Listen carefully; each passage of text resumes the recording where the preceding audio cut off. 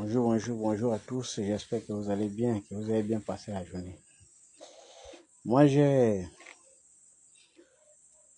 pris l'information comme tout le monde de cet audio où un ressortissant malien confirme à une Gabonaise qu'elle peut aller se plaindre où elle veut et que même si elle boude, lui va aller voir le procureur de la République, etc., etc. Bref. Bon, moi, j'ai vu les gens s'étonner. Et moi-même, je suis étonné que les gens soient étonnés. Parce que moi, je ne peux pas comprendre que dans un pays où depuis le début, vous avez laissé vos hauts cadres de la République employer comme employés des maisons les étrangers, gardiens les étrangers, cuisiniers les étrangers, ménagères les étrangers. Vous pensez que cette proximité-là devait donner quel résultat? Vous croyez que quand vous allez aux États-Unis et machin, quand on vous dit les hauts cadres ne peuvent pas choisir les ménagères eux-mêmes.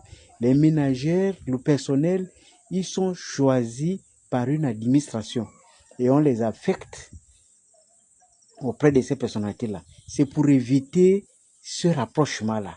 Maintenant, puisque le général a un chauffeur qui n'est pas gabonais, ce chauffeur, forcément, il devient général. Si le général a une dame de ménage qui est togolaise, forcément, elle devient officier supérieur, etc., etc. Parce que le statut du chef va automatiquement baigner sur tout ce monde-là. C'est-à-dire que si vous provoquez le frère de la ménagère, elle va appeler le général que mon frère a arrêté. Le général va sanctionner le Gabonais. Et c'est comme ça que tous nos autorités là ont passé du temps à sanctionner les pauvres Gabonais. Même les taximans, c'est même pas seulement vous. Même les militaires ont subi cette humiliation. Les policiers, quand ils arrêtent les gens, le chauffeur de taxi, c'est le taxi du colonel. Le gars, il répond avec au policier avec autant de mépris. Parce qu'il sait que si tu boudes, il prend le numéro, il appelle le colonel, il te passe au procureur. Et en 246, le colonel te menace. Qu'est-ce que tu fais? Tu laisses tomber. Pourquoi? Parce que tu as reçu les menaces de la part du colonel. Donc, vous voyez, on a laissé les choses comme ça. Au début, on négligeait. Mais c'était des phénomènes qui devaient forcément donner un mauvais résultat plus tard. Puisque nous avons laissé l'affaire perdurer. Aujourd'hui, nous sommes arrivés à des niveaux où on ne peut plus contrôler.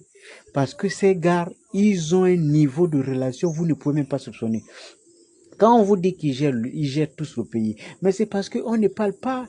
Notre enseignement, que ce soit primaire, secondaire, supérieur, est envahi des étrangers. La CNCS a envahi des étrangers. Dans l'administration, ça envahit des étrangers. Et au budget et les autres, ça envahit des Congolais. Moi, je vous dis, ça envahit. Vous pouvez faire, aujourd'hui même, si on fait un recensement réel de vérification des identités, vous allez voir. C'est la moitié des effectifs qu'on paie en ce moment-là que vous allez vous retrouver au chômage. Parce que beaucoup là ne sont pas gabonais. Même dans les cas, les militaires là, parfois quand ils rentrent à la maison, après tu entends, ils sont en train de parler la langue avec ces gens. Mais vous avez pensé que ça va donner quel résultat ça? Cette proximité. Je vous dis, un haut cadre de la République, il n'est pas là parce qu'il a fait l'école, il est là parce qu'on a choisi. Soit on l'a nommé, soit il a été, enfin, dans la plupart des cas, c'est nommé ou élu. Mais c'est pas, ça ne lui donne pas le droit de faire ce qu'il veut. C'est-à-dire qu'il n'a pas le droit d'employer qu'il veut. Même tu as un problème, un petit briquetier du quartier, il te dit, il va appeler le colonel, il va appeler le général. C'est nous, c'est notre bêtise. Les Gabonais c'est des bêtises qui font en sorte que même un simple petit vendeur de moto qui va te dire que lui peut appeler le ministre. Il a des relations juste au gouvernement. Et la plupart de ces étrangers-là, ceux qui travaillent maintenant pour le service des renseignements, ils sont même plus militaires que nous. Alors, dans une telle situation chaotique, vous allez demander à cette dame, à ce monsieur de ne pas menacer la dame? Qui va vous dire qu'il est en prison? Peut-être même qu'on va vous faire semblant de mettre en prison, puis il va se retrouver dehors. Vous ne pouvez pas imaginer ce qui se passe dans ce pays. Il y a des gars, ils ont atteint un niveau tel que vous ne pouvez plus rien. Ce qu'il faut en ce moment-là, ce n'est pas une négociation. C'est maintenant qu'il faut se comporter en véritable citoyen, en véritable patriote. C'est pas dans la bouche.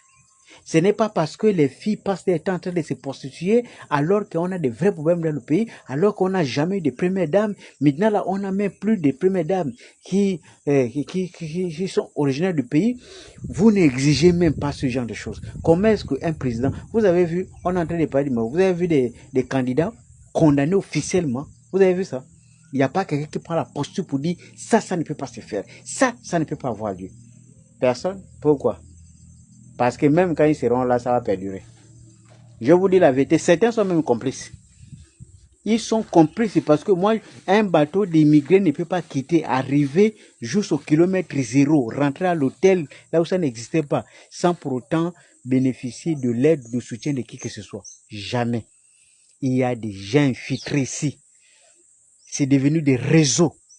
Il faut démanteler tout ça. Il faut arrêter tout ça. Il faut supprimer tout ça. Et la France, qui a la lourde responsabilité, parce que c'est la France qui organise tout cela. Tous ces manigances-là, les remplacements-là, c'est la France. C'est parce que la France aime quand les pays sont mal gérés, quand les pays sont mal organisés. C'est là que la France profite pour voler ceux qui ont l'habitude de voler. Vous avez même vu récemment au Congo, République démocratique du Congo, on a attrapé la cargaison d'or dans les trucs des Nations Unies. Tous ces gars-là, c'est des mafieux.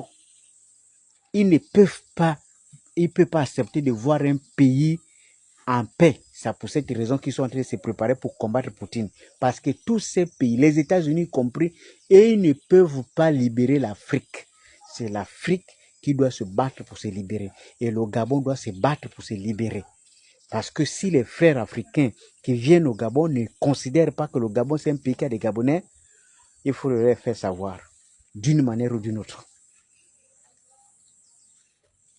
Bon, je vais parler, hein. Ceux qui ont des oreilles entendent, que ceux qui n'ont pas l'habitude de prendre les choses au sérieux méprisent. Dieu seul sait où est-ce que ça va nous amener. À bon entendeur, salut.